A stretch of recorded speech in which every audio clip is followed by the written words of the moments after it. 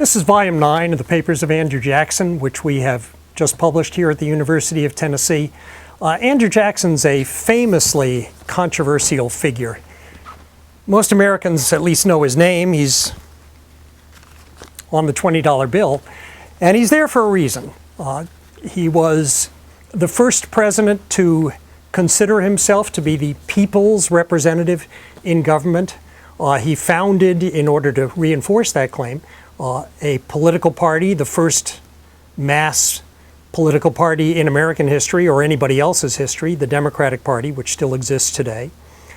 He was involved in a whole range of controversial issues, from Indian removal to nullification to his war against banks and corporations.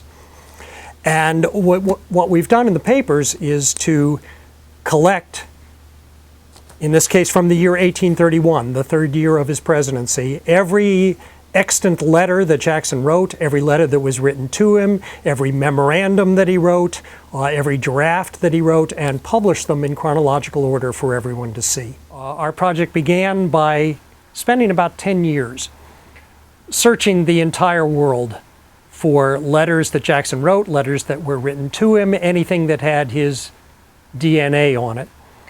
We've collected papers from hundreds of libraries and archives, from perhaps 1,000 private owners and manuscript dealers, put them all in chronological order, and then we publish them in our volumes. It's long and painstaking work, requires a great deal of expertise, also requires money, and we have been funded through the years crucially by two federal agencies, the National Historical Publications and Records Commission and the National Endowment for the Humanities. The importance of our work is that we find things like this. This is a letter that Jackson wrote in May of 1831 and appears in our latest volume to his niece. It's not easy to read. Jackson had rather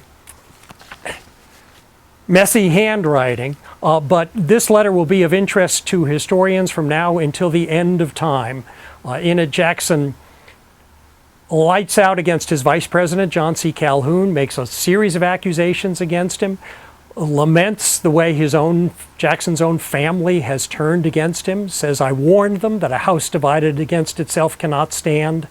He goes through a whole litany of what's going on in the country and in his administration and how Calhoun is to blame for it all. The letter is gold, and no one had ever seen it until a descendant of the original recipient offered it to us.